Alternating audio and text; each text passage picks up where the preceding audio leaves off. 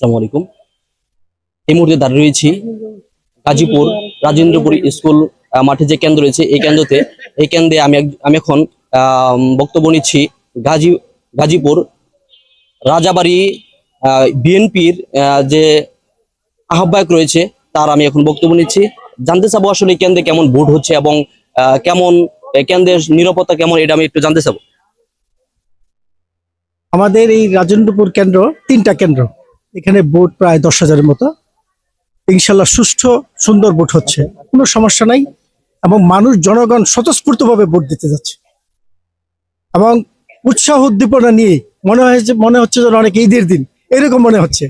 আসলে দীর্ঘ 17 বৎসর পর দীর্ঘ শ্বাস ফেলানো গণতন্ত্র আমরা আবার ফিরে পেতে যাচ্ছি।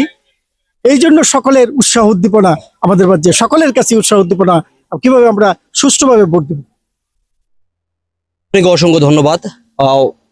আর আর আমি আরেকজন ভাইয়ের কাছে জানতে চাবো আসলে এখানে যে ভোটাররা রয়েছে তারা কিভাবে ভোট দিচ্ছে, আরেকজন ভাইয়ের কাছে জানতে চাচ্ছি। আউযুবিল্লাহি মিনাশ শাইতানির রাজিম, বিসমিল্লাহির রহমানির রহিম। আজকে সকাল থেকেই রাজেন্দ্রপুর কেন্দ্রে মুখর একটা পরিবেশে, যেটা দীর্ঘ 17 বছর মানুষ এইভাবে দিতে পারে নাই। যার স্বাধীন মতামত প্রকাশ করার জন্য আজকে একটা সুযোগ পাচ্ছে। সকলে তার স্বাধীনতা প্রয়োগের খুব সুন্দর একটা সুযোগ। কাউকে কেউ কথা বলছে না, কাউকে কেউ বাধা দিচ্ছে না। যার ইচ্ছা মতন ভোটার অধিকার প্রয়োগ করছে। ধন্যবাদ আপনাকে। আমি আরেকজন ভোটারের কাছ থেকে জানতে চাবো আসলে তারা অনেকদিন পরে ভোট দিতে পেরে তারা কেমন আনন্দ ফিল করতেছে, তাদের কাছ থেকে আমি জানতে চাবো।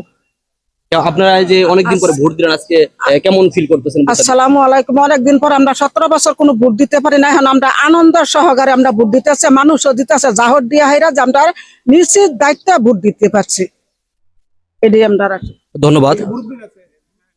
এখানে আমি আরেকজন ভোটারের সাথে কথা বলতেছি, আসলে তারা কিভাবে সুন্দরভাবে ভোট দিয়েছে।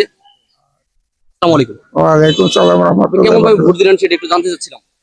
ভোট আজকেই মনে হয় জীবনে প্রথম ভোট প্রয়োগ করলাম। প্রতিদিন চিন্তা করলে, প্রতিদিন দেখলে, প্রতিদিন যখন দেখছি, কোন সময় তো আজকে হয়তো এখন চোখে দেখি না, চলতে পারি না, হ্যাঁ, অচল হয়ে গেছি। একজন দৈরা না দিলে দায়িত্ব ভাবতে পারি না এই অবস্থায়।